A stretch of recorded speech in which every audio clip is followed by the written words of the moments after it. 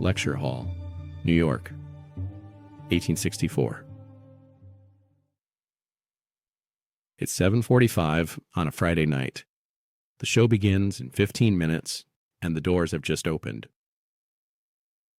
People file into a lecture hall in an orderly fashion and quickly take their seats, talking amongst themselves.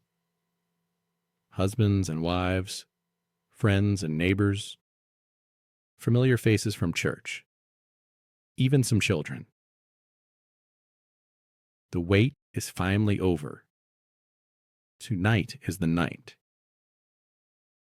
For weeks, the papers had been running articles about this woman, with headlines like, "Massacre in the Desert," "Captured and lived to tell about it," "Redeemed," "The Scars of Slavery."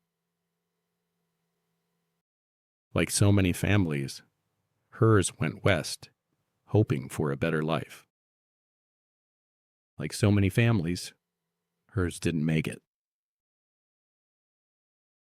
Just minutes from now, a young woman, unaccompanied by a husband or a father, will be giving a talk about the shocking experiences that changed her life forever. She'll talk about her mother and her father, and about her 6 brothers and sisters. She'll talk about that horrific February day, 13 years ago, in 1851, at the Gila River, where her family was killed right in front of her, and how she was taken captive by the killers.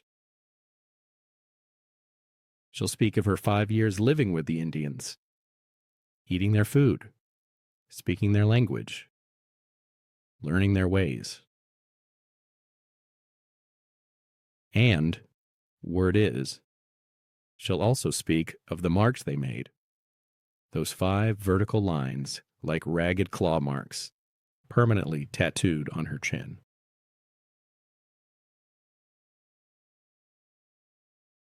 There are people in this world, past and present, that show how strong and determined the human spirit can be. No matter the hand they're dealt, no matter what is or is not in their control. The stories of these people are timeless and belong to us all.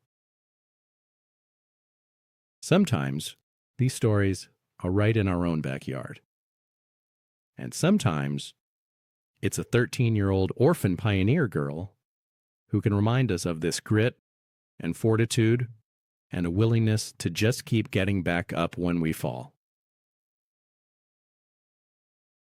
Welcome to the Resilient Olive Oatman, an in situ museum.